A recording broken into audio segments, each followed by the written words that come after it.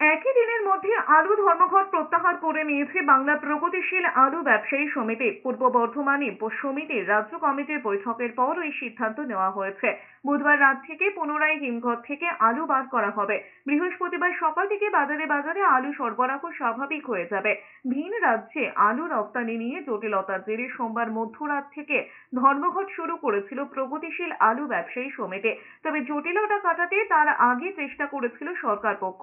সোমবার খাদ্য ভবনে হিমঘর আলু মালিক সংগঠন ও আলু ব্যবসায়ী সমিতির সঙ্গে বৈঠক করেন রাজ্যের কৃষি বিপণন দপ্তরের মন্ত্রী বেচারাম মান্না। প্রায় 3 ঘন্টার ওই বৈঠকের পর সমাধান সূত্র মেলেনি বলেই জানিয়েছিলেন ব্যবসায়ীরা। তারা এও জানিয়েছিলেন পূর্ব ঘোষণা মতো ধর্মঘট চলবে। ব্যবসায়ীদের সমর্থনে এগিয়ে আসেন হিমঘর মালিকরাও। তারপর মঙ্গলবার সব হিমঘরের দরজাতেই তালা দেখা গিয়েছে। অন্যদিকে মঙ্গলবার সকাল থেকে রাজ্যের বিভিন্ন বাজারে বেশি দামে আলু বিক্রি হয়েছে।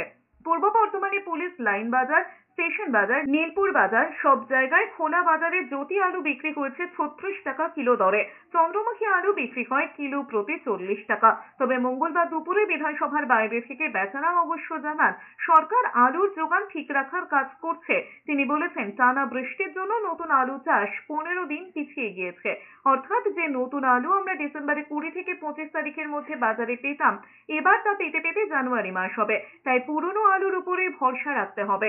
অন্যদিকে বুধবার পূর্ব বর্ধমানের 19 নম্বর জাতীয় সড়কের পাশে বেচারঘাটে আলু ব্যবসায়ী সমিতির থেকে আলু বার হবে। বাজারে সরবরাহ আগের মতোই হবে। প্রগতিশীল আলু ব্যবসায়ী সমিতির রাজ্যের সাধারণ সম্পাদক লালু মুখোপাধ্যায় বলেছেন, ধর্মঘট শুরু হতেই রাজ্যের বিভিন্ন খুচরো বাজারে আলুর দাম বৃদ্ধি পেতে শুরু করেছিল।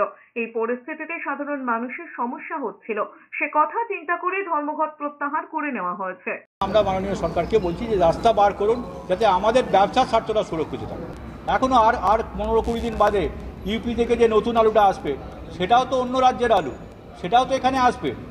তাহলে সেটা যদি আসতে পারে, তাহলে আমারটাও যাওয়া উচিত। আমরা আগামীকালকে রাত্রি থেকে, আগামী বুধবার রাত্রি থেকে আমাদের আলু বেরোনো শুরু হবে। বৃহস্পতিবার থেকে যথারীতি কাজ হবে।